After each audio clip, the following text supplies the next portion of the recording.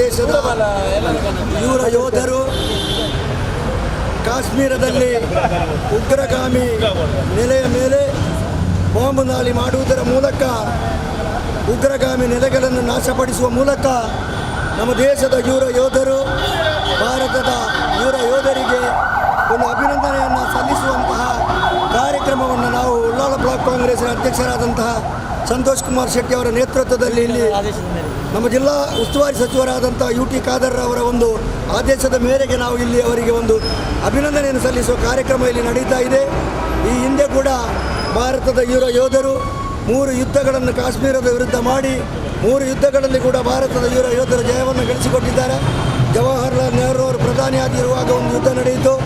ಲಾಲ್ ಬಹದ್ದೂರ್ ಶಾಸ್ತ್ರಿ ಅವರು ಪ್ರಧಾನಿಯಾಗಿರುವಾಗ ಒಂದು ಯುದ್ಧ ನಡೆಯಿತು. ಆನಂತರ ಇಂದಿರಾ ಗಾಂಧಿ ಅವರು ಪ್ರಧಾನಿಯಾಗಿರುವಾಗ ಒಂದು ಯುದ್ಧ ನಡೆಯಿತು. ಭಾರತದ ಯೂರ ಯೋಧರ 3 ಯುದ್ಧಗಳಲ್ಲಿ ಜಯಿಸಿದರು. ವಾಜಪೇಯಿ ಅವರು ಪ್ರಧಾನಿಯಾದ ಕಾರ್ಗಿಲ್ ಯುದ್ಧ ನಡೆಯಿತು. ಅದರಲ್ಲಿ ಕೂಡ ಭಾರತದ ಯೂರ ಯೋಧರು ಭಾರತಕ್ಕೆ ಜಯವನ್ನು ತಂದುಕೊಟ್ಟರು. ಈ ದಿವಸ ನಮ್ಮ ಸೇನೆಯ ಮೇಲೆ ದಾಳಿ ಮಾಡಿ 40 ಸೇನಾನಿಗಳ ಸಾವಿಗೆ ಕಾರಣರಾದಂತಹ ಉಗ್ರರನ್ನು ನಾಶಪಡಿಸುವ ಉದ್ದೇಶದಿಂದ ಇವತ್ತು ಪಾಕಿಸ್ತಾನದಲ್ಲಿರುವ ಉಗ್ರರ ನೆಲೆಯ ಮೇಲೆ ಬಾಂಬು ದಾಳಿ ಮಾಡುವ ಮೂಲಕ ನಮ್ಮ ವಾಯುನೆಲೆಯ ಯೂರ ಯೋಧರು ಭಾರತಕ್ಕೆ ಜಯವನ್ನು ತಂದುಕೊಟ್ಟಿದ್ದಾರೆ.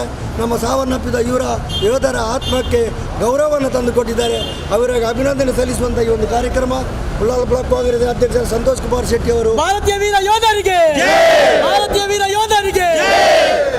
ಅದೇ ರೀತಿಯಲ್ಲಿ ನಮ್ಮ ಉಪಾಧ್ಯಕ್ಷರಾದಂಥ ಸುರೇಶ್ ಭಟ್ನಗರ್ ಅವರು, ಮುಸ್ತಫಾ ರೇಖಲ್ರವರು, ನಮ್ಮ ಜಿಲ್ಲಾ ಕಾಂಗ್ರೆಸ್ಸಿನ ಉಮರ್ ಫಜೀರ್ ಅವರು, ನಮ್ಮ ಜಿಲ್ಲಾ ಕಾಂಗ್ರೆಸ್ ಸದಸ್ಯರಾದ ಮುರಳಿ ಅವರು, ನಮ್ಮ ನಗರ ಕಾಂಗ್ರೆಸ್ಸಿನ ಬಾಜಿಲ್ ಡಿಸೋದರ್ ಅವರು, ಉಸ್ಮಾನ್ ರವರು, ಮುಸ್ತಫರವರು, ನಮ್ಮ ಹಿಂದುಳಿದ ವರ್ಗದ ದಿನೇಶ್ ಕುಂಪಲ್ರವರು, ನಮ್ಮ ಅಂಚಂದ್ರವರು, ಅನೇಕ ಪಕ್ಷದ ಮುಖಂಡರು, ನಮ್ಮ ಅಮ್ಲಮಗರ್ ಗ್ರಾಮ ಪಂಚಾಯತಿನ ಅಧ್ಯಕ್ಷರಾದಂಥ ರಫೀಕ್ರವರು, ಹೀಗೆ ಎಲ್ಲ ನಮ್ಮ ಕಾರ್ಯಕರ್ತರು ಬಂಧುಗಳು ಸೇರಿದ್ದೀರಿ. ಎಲ್ಲರಿಗೂ ಅಭಿನಂದನೆಗಳನ್ನು ಸ್ವಾಗತವನ್ನು ಮಾಡಿಕೊಂಡು ಈಗ ನಮ್ಮ ಅಧ್ಯಕ್ಷರು ನಿಮ್ಮನ್ನು ಉದ್ದೇಶಿಸಿ ಇವತ್ತಿನ ದಿವಸ ನಾವು ನಮ್ಮ ಈ ಒಂದು ನಿನ್ನೆ ಮುಂಜಾನೆ 3:30ಕ್ಕೆ ನಮ್ಮ ವಾಯುಸೇನೆ ದಾಳಿ ಮಾಡಿ ಉಗ್ರರ ಒಂದು ಅಡ್ಡೆಯನ್ನು ನಾಶ ಮಾಡಿದ ಈ ಸಂದರ್ಭದಲ್ಲಿ ನಾವೆಲ್ಲ ಉಳ್ಳಾಲ ಬ್ಲಾಕ್ ಕಾಂಗ್ರೆಸ್ ವತಿಯಿಂದ ನಾವಿಲ್ಲಿ ಒಂದು ಯೋಧರಿಗೆ ಅವರಿಗೆ ಒಂದು ಜಯಘೋಷವನ್ನು ಮಾಡುವ ಮೂಲಕ ಇವತ್ತೊಂದು ಸಭೆಯನ್ನು ಸೇರಿದ್ದೇವೆ.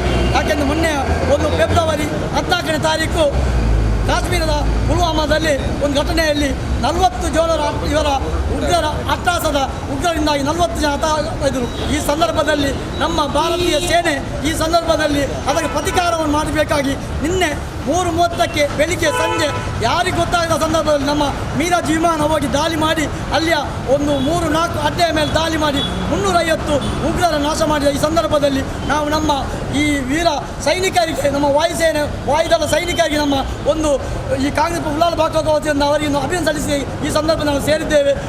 ನಮ್ಮ ಈ ಒಂದು ದೇಶದ ಈ ಒಂದು 3 ಒಂದು ಸೇನಾ ಇದೆ, ಭೂಸೇನೆ ಇರ್ಬೋದು, ಜಲಸೇನೆ ಇರ್ಬೋದು, ವಾಯುಸೇನೆ ಇರ್ಬೋದು, ಒಂದು ಬಲಿಷ್ಠ ಜಗತ್ತಿನಲ್ಲಿ ಒಂದು ಬಲಿಷ್ಠವಾದ ಒಂದು ಸೇನೆ ಹೊಂದಂತಹ ಈ ಒಂದರಲ್ಲಿ ವಾಯುಸೇನೆ ಒಂದು ಬಲಿಷ್ಠ ಸೇನೆ. ನಿನ್ನೆ ದಿವಸ ನಮ್ಮ ಇಡೀ ಜಗತ್ತಿಗೆ ನಮ್ಮ ವಾಯುಸೇನೆ ಒಂದು ಸೈನಿಕರು ಏನು ಮಾಡಿ ತೋರಿಸಿಕೊಟ್ಟ ಸಂದರ್ಭದಲ್ಲಿ ನಾವು ಇವತ್ತಿನ ದಿವಸ ನಮ್ಮ ಸೈನಿಕರಿಗೆ ನಮ್ಮ ಭಾರತದ ಯೂರ ಯೋಧರಿಗೆ ಅವರಿಗೆ ನಾವು ಒಂದು ದೊಡ್ಡ ರೀತಿಯ ಒಂದು ಸಲಾಮನ್ನು ಮಾಡುವ ಸಂದರ್ಭದಲ್ಲಿ ನಾವು ಎಲ್ಲರಿಗೆ ಅವರಿಗೆ ಅಭಿನಂದನೆ ಸಲ್ಲಿಸ್ತಾ ಇದ್ದೇನೆ. ಹಾಗೆ ನಾನು ಇನ್ನೊಂದು ಮಾತು ಹೇಳಲಿಕ್ಕೆ ಇಚ್ಛೆ ಪಡ್ತಿದ್ದೇನೆ. ಈ ನಮ್ಮ ದೇಶದ ಒಂದು ರಕ್ಷಣೆಗೆ ನಾವು ಯಾವತ್ತೂ ನಮ್ಮ ಕಾಂಗ್ರೆಸ್ ಪಕ್ಷ ಯಾವತ್ತಿನ ರಾಜಕೀಯವನ್ನು ಮಾಡುವುದಿಲ್ಲ. ಕೇಂದ್ರ ಸರ್ಕಾರ ಅದಕ್ಕೆ ಏನು ಈ ಒಂದು ಪ್ರತ್ಯೇಕಕ್ಕೆ ಏನು ಅದಕ್ಕೆ ಸಹಾಯ ನಮ್ಮಿಂದ ಕೇಳ್ತದಕ್ಕೆ ನಾವು ಪೂರ್ಣವಾದ ಸಹಕಾರ ಮಾಡ್ತೇವೆ. ನಾವು ಒಂದು ಮಾತನ್ನು ಹೇಳಲಿಕ್ಕೆ ಇಚ್ಛೆ ಪಡ್ತಾ ಇದ್ದೇನೆ. ನಮ್ಮ ದೇಶ ಇದ್ದರೆ ಪಕ್ಷ, ಜಾತಿ, ಧರ್ಮ, ದೇಶವೇ ಇಲ್ಲದೆ ಏನಿಲ್ಲ. ಆದ ಕಾರಣ ನಮ್ಮ ಈ ಒಂದು ಸಂದರ್ಭದಲ್ಲಿ ನಮ್ಮ ಕಾಂಗ್ರೆಸ್ ಪಕ್ಷ ಈ ಒಂದು ನಮ್ಮ ಸೈನಿಕರಿಗೆ ನಮ್ಮ ಯೂರ ಸೈನಿಕರಿಗೆ ನಮ್ಮ ದೊಡ್ಡ ರೀತಿಯ ಸಲಾಮನ್ನು ಮಾಡಿಕೊಂಡು ಇನ್ನು ಮುಂದಿನ ದಿನಗಳಲ್ಲಿ ಈ ಒಂದು ಪಾಕಿಸ್ತಾನದಲ್ಲಿ ಇದು ಈ ಒಂದು ಭಯೋತ್ಪಾದಕರ ಒಂದು ಫ್ಯಾಕ್ಟ್ರಿ ಅದು. ಆ ಒಂದು ನಿನ್ನೆ ದಿವಸ ಲಷ್ಕರ್ನ ಸಂಘಟನೆ ಅನೇಕ ಮಂದಿ 300 ಒಟ್ಟು ಟೋಟಲ್ ಅನೇಕ ಸಂಘಟನೆಗಳ 350 ಭಯೋತ್ಪಾದಕರನ್ನು ಹೊಡೆದುರುಳಿಸಿದಂಥ ವೀರ ಯೋಧರಿಗೆ, ವಾಯುಸೇನೆ ವೀರ ಯೋಧರಿಗೆ ನಮ್ಮ ದೊಡ್ಡ ರೀತಿಯ ಸಲಾಮನ್ನು ಹೇಳಿಕೊಂಡು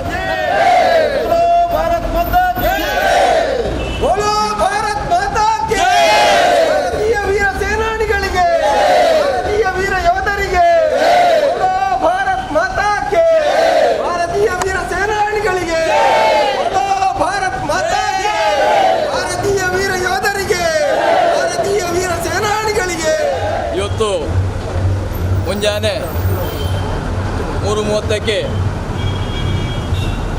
ನಮ್ಮ ದೇಶದ ಬಲಿಷ್ಠ ವಾಯುಪಡೆ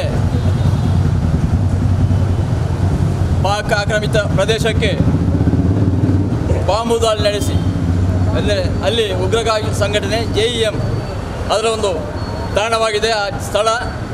ಅದರ ಬಂಕರಿಗೆ ನಮ್ಮ ಹೆಮ್ಮೆಯ ವಾಯುಪಡೆ ಬಾಂಬು ದಾಳಿ ನಡೆಸಿ ಸುಮಾರು 300ಕ್ಕೂ ಮಿಕ್ಕಿ ಆ ಉಗ್ರರನ್ನು ಕೊಂದು ಅವರ ಅಟ್ಟಹಾಸವನ್ನು ಮೆಟ್ಟಿ ಹಾಕುವಂಥ ಕೆಲಸವನ್ನು ಮಾಡಿದೆ. ಈ ಸಂದರ್ಭದಲ್ಲಿ ನಾವು ನಮ್ಮ ಬ್ಲಾಕ್ ಕಾಂಗ್ರೆಸ್ ವತಿಯಿಂದ ಆ ವೀರ ಸೇನಾನಿಗಳಿಗೆ, ವಾಯುಪಡೆಯ ವೀರ ಸೇನಾನಿಗಳಿಗೆ ನೈತಿಕ ಬೆಂಬಲವನ್ನು ಕೊಡುವಂಥ, ನೈತಿಕ ಬಲವನ್ನು ಕೊಡುವಂಥ ಕೆಲಸವನ್ನು ನಾವಿಲ್ಲಿ ಮಾಡ್ತಾ ಇದ್ದೇವೆ. ಅದಕ್ಕೆ ಈ ಒಂದು ನಾವೆಲ್ಲರೂ ನಮ್ಮ ಪಕ್ಷದ ಕಾರ್ಯಕರ್ತರು ಸೇರಿಕೊಂಡು ವಿಜಯೋತ್ಸವವನ್ನು ಆಚರಿಸ್ತಾ ಇದ್ದೇವೆ. ನಮ್ಮ ನೆರೆ ದೇಶ ಪಾಕಿಸ್ತಾನ ಯಾವಾಗ ಪಾಕಿಸ್ತಾನ ಸೃಷ್ಟಿಯಾಯಿತೋ ಅಂದಿನಿಂದ ಇಂದಿನವರೆಗೆ ಅದು ಭಾರತದ ಗಂಟಲ ಮುಳ್ಳಾಗಿ ಪರಿಣಮಿಸ್ತಾ ಇದೆ. 1971ರಲ್ಲಿ ಅಂದಿನ ಪ್ರಧಾನಿ, ವಿಶ್ವದ ಉಕ್ಕಿನ ಮಹಿಳೆ ಶ್ರೀಮತಿ ಇಂದಿರಾ ಗಾಂಧಿಯವರು ಪಾಕಿಸ್ತಾನವನ್ನು ಬಗ್ಗಿ ಬಡಿಯಲಿಕ್ಕೋಸ್ಕರ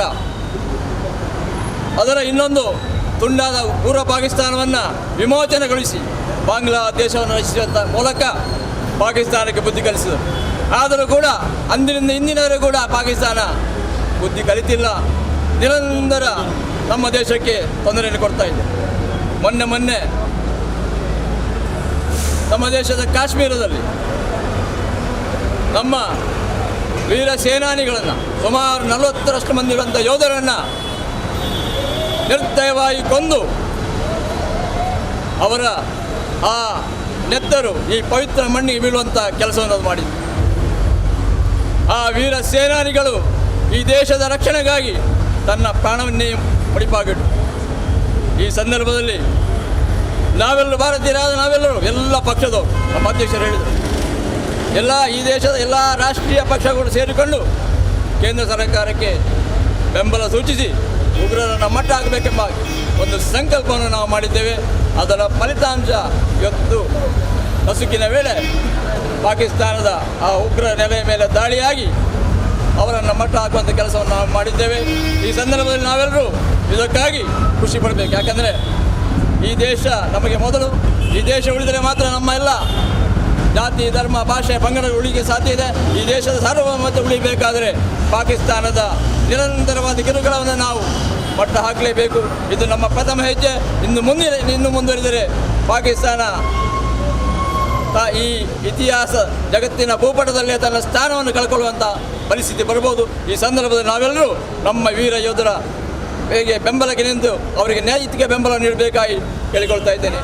ಭಾರತ ದೇಶದ 130 ಕೋಟಿ ಜನರಿಗೂ ಅತ್ಯಂತ ಸಂತೋಷದಿಂದ ನಮಗೆಲ್ಲ ಇವತ್ತು.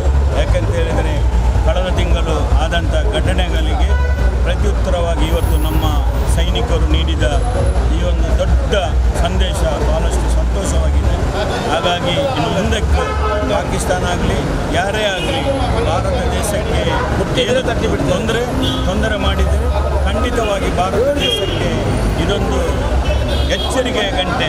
ಇನ್ನು ಮುಂದಕ್ಕೆ ಯಾವ ದೇಶ ಆದರೂ ಭಾರತ ಹತ್ತಿರ ಬಂದರೆ ನಾವು ಖಂಡಿತ ಇದನ್ನು ಮುಂದುವರಿಸುವಂತೇಳಿ ನಾವು ಹೆಮ್ಮೆಯಿಂದ ಹೇಳಲಿಕ್ಕೆ ಇಷ್ಟಪಡ್ತೇನೆ.